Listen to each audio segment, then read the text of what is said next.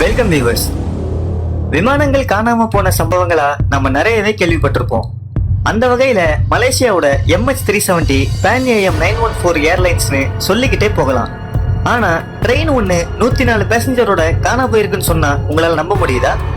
இன்னைக்கு வரைக்கும் அந்த ட்ரெயினை பத்தி எந்த ஒரு தகவலும் இல்லைங்கிறது தான் நம்மளுக்கு இன்னமும் ஆச்சரியத்தை ஏற்படுத்துது. அப்படிப்பட்ட ஒரு சம்பவத்தை பத்தி தான் இந்த ஒரு வீடியோல பார்க்க போறோம். வாங்க வீடியோக்குள்ள போலாம்.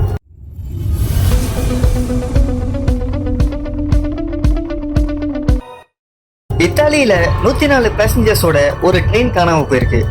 இந்த ட்ரெயின்ல இருந்த எல்லா பேசஞ்சர்ஸுமே மாயமா மறைஞ்சு போயிருக்காங்க. இந்த சம்பவம் நடந்து கிட்டத்தட்ட 100 வருஷம் ஆகிறதா சொல்றாங்க. ஆனா இன்னைக்கு வரைக்கும் இந்த ட்ரெயினை பத்தியோ இதுல பயணிச்ச பேசஞ்சர்ஸ பத்தியோ எந்த ஒரு தகவலும் இல்லைங்கிறது தான் நம்ம எல்லாருக்குமே ஆச்சரியத்தை ஏற்படுத்துது. வாங்க இதை பத்தி டீட்டெயில்டா பார்ப்போம். நிறைய வியூவர்ஸ் சேனலை சப்ஸ்கிரைப் பண்ணாமே வீடியோ பார்த்துட்டு இருக்கீங்க. உங்களுடைய சப்போர்ட் எனக்கு ரொம்ப முக்கியம். ஸோ சேனலை சப்ஸ்கிரைப் பண்ணுங்க, பெல் ஐக்கானை கிளிக் பண்ணிக்கோங்க ஃப்ரெண்ட்ஸ். வாங்க டாபிக் உள்ள போலாம். 1911 இத்தாலியோட ஜெனட்டி ரயில்வேங்கிற கம்பெனி ஒரு புதிய ட்ரெயினை உருவாக்குறாங்க. ட்ரெயின்ல இருந்து இன்ஜின் வரைக்கும் எல்லாமே புதுசா தான் இருந்திருக்கு. ட்ரெயிலுக்காக மக்கள் எல்லாரையும் இலவசமா பயணிக்கும்படி அழைச்சிருக்காங்க. அந்த ட்ரெயின்ல ரயில்வே ஊழியர்கள் உட்பட 104 பேர் பயணம் பண்ணியிருக்காங்க. ஸ்டார்டிங்ல இந்த ட்ரெயின் நல்லா தான் போயிருக்கு. கொஞ்ச தூரத்துக்கு அப்புறம் எதிரில் ஒரு சுரங்கப்பாதை ஒண்ணு பாக்குறாங்க. அதுக்குள்ள போறதுக்கு மக்கள் எல்லாரும் ஆவலோடய இருந்தாங்க. ஆனா அந்த சுரங்கப்பாதைக்குள்ள போன இந்த ட்ரெயின் திரும்ப வெளியில வரவே இல்லை.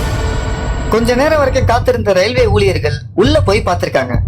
அப்படி போய் பார்க்கும்பொழுதுதான் அவங்களுக்கு மிகப்பெரிய ஒரு அதிர்ச்சி.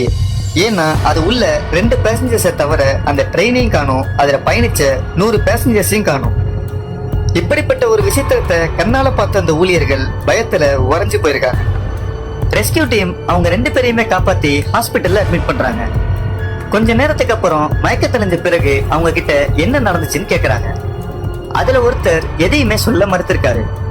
இன்னொருத்தர் நாங்க ட்ரெயின்ல இருந்து குதிச்சது மட்டும் தான் எங்களுக்கு ஞாபகம் இருக்கு, வேற எதுவுமே எங்களுக்கு ஞாபகம் இல்லைன்னு சொல்றாங்க.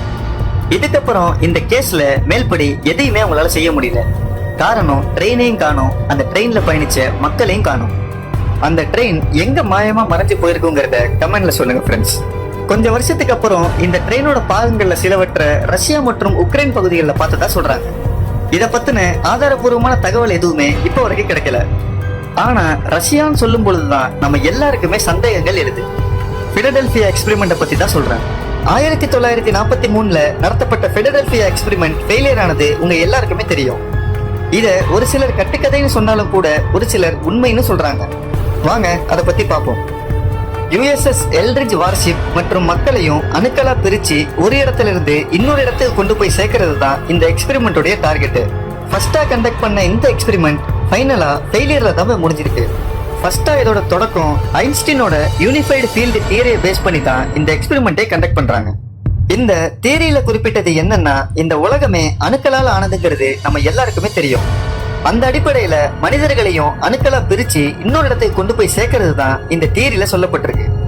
எந்த ஒரு பிராக்டிக்கல் ப்ரூஃப்மே இல்லாத இந்த தியரியை பேஸ் பண்ணி தான் இவங்க இவ்வளவு பெரிய மிஷினை கண்டக்ட் பண்ணிருக்காங்க.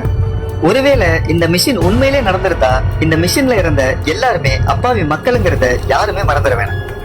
இப்படிப்பட்ட ஒரு எக்ஸ்பெரிமெண்ட்டை கண்டக்ட் பண்றதுக்கான காரணம் என்னன்னா, ரஷ்யாவுக்கும் அமெரிக்காவுக்கும் பனிப்போர் நடந்த காலகட்டம் அது. அந்த நேரத்துல ரஷ்யாவுக்கே தெரியாம ரஷ்யாவுக்குள்ள போய் அடிக்கணுங்கிறது அமெரிக்காவோட நோக்கமாவும் இருந்ததாகவும் சொல்றாங்க. அதுக்காக தான் இப்படிப்பட்ட ஒரு எக்ஸ்பெரிமெண்ட்டை இவங்க கண்டக்டும் பண்ணிருக்காங்க. அதிர்ஷ்டவசமா இந்த எக்ஸ்பெரிமெண்ட் ஃபெயிலியர்ல போய் முடிஞ்சிருக்கு. ஆனா மக்களும் கொல்லப்பட்டிருக்காங்க. ஒருவேளை இந்த பிலடெல்பியா எக்ஸ்பெரிமெண்ட் உண்மையா இருக்கும் பட்சத்துல அவங்க ஏன் 2வதா ஒரு எக்ஸ்பெரிமெண்ட் கண்டக்ட் பண்ணிருக்க கூடாது? அந்த எக்ஸ்பெரிமெண்ட் ஏன் இந்த ட்ரெயின் காணாம போன சம்பவமா இருக்க கூடாதுங்கிற கேள்வி எனக்கு எழுது. வன்முறைக்கு வன்முறை தீர்வாகாதுன்னு நம்ம பல காலமா சொல்லிக்கிட்டே வரோம். ஆனா சமீப காலமா போர்கள் தொடர்ச்சியா நடந்துகிட்டே இருக்கு. சிரியா, பாலஸ்தீன், உக்ரைன், இப்போ இஸ்ரேல் ஈரான் வார் வரைக்கும் வந்து நிக்குது. ஒரு சிலரோட அதிகாரத்தை தக்க வச்சுக்க ஒரு நாடை வேட்டைக்காடா மாத்துறாங்க. இதுல சோகமான விஷயம் என்னன்னா, அப்பாவி மக்கள், பெண்கள், குழந்தைகள்னு போர் விதிமுறையை மீறி தாக்கப்படுறது ஏற்றுக்கொள்ள முடியாத ஒரு விஷயமா இருக்கு. நம்மளால என்ன செய்ய முடியும்னா, வரும் தலைமுறை பிள்ளைகளுக்கு கல்வியோட சேர்த்து உலக அரசியலையும் சொல்லி கொடுத்து வழங்கன்னு சொல்லி இந்த வீடியோவை நிறைவு செய்றேன்.